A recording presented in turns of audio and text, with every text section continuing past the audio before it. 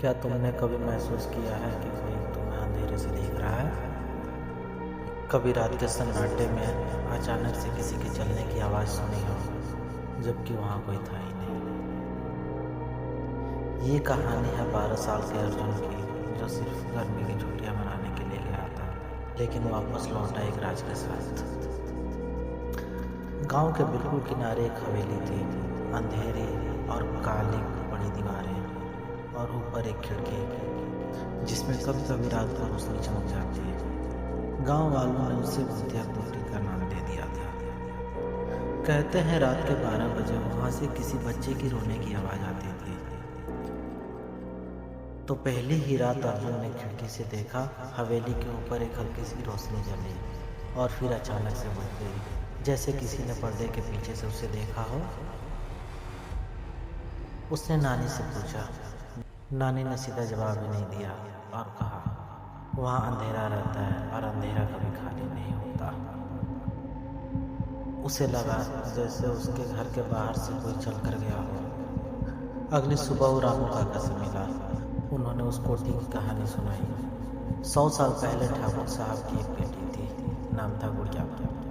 एक रात अचानक वो गायब हो गई और अगले दिन हवेली के आंगन में मिट्टी खोदी हुई। इतने से अर्जुन का गला सूख गया।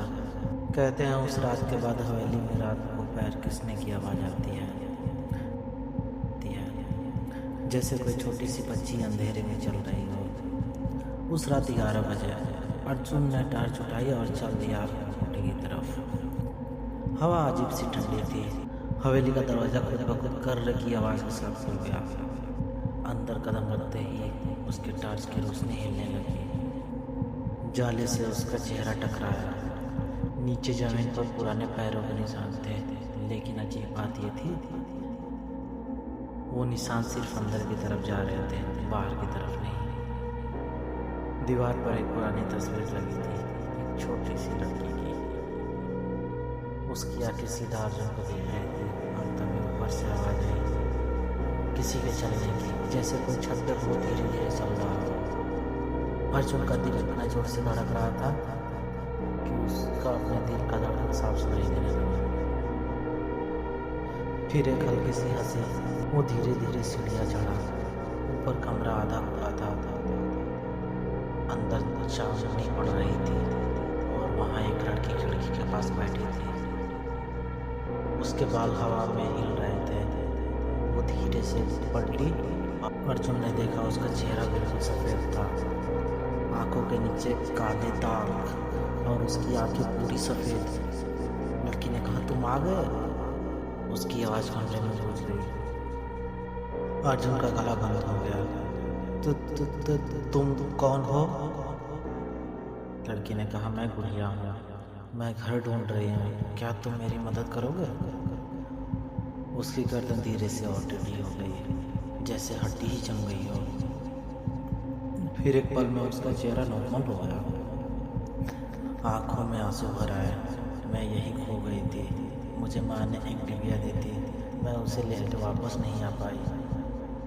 कमरे का टेम्परेचर अचानक से गिर गया। अर्जुन की सांस से धुआं निकलने लगा। तभी गुड़िया हवा में थोड़ी सी ऊपर उठी और बाहर आने लगी।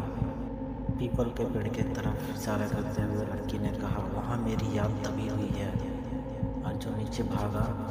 आंगन में पेड़ के पास मिट्टी खोदना शुरू किया। हर बार जब वो मिट्टी हटाता, पीछे से पैर घिसने की आवाज़ आती, जैसे कोई उसके बिल्कुल पीछे खड़ा हो। लेकिन जब वो मुड़ता, कोई नहीं होता। आखिर एक पुरानी लोहे की डिबिया मिली। उसने खोला। अंदर एक कपड़ा था, उस पर सिला हुआ था माँ और एक सूखा सा फूल। तभी पीछे से आवाज़ आई, मिल गया? अर्जुन धीरे से मुड़ा। गुड़िया उसके बिल्कुल पास थी। इस बार उसका चेहरा शांत था। मैं रुक गई थी क्योंकि मेरी माँ की याद यही रह गई थी। अर्जुन ने डिबिया उसकी तरफ बढ़ाई। अचानक पूरा आंगन तेज रोशनी से भर आया। गुड़िया मुस्कुराई। इस बार उसकी आंखें नॉर्मल थी। शुक्रिया। एक तेज हवा का झोंका आया। पेड़ के पत्ते चोट से हिले और गुड़िया रोशनी के टुकड़े में टूटकर हवा में उड़ गई। अचानक से सब कुछ शांत हो गया। हवेली में पहली बार सुकून था।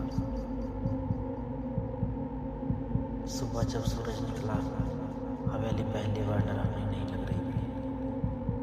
नानी दरवाजे पर खड़ी थी, उन्होंने बस इतना कहा, हर कुछ डरावना नहीं होता, हर कुछ सिर्फ अधूरी कहानियाँ होती है। उस दिन के बाद हवेली में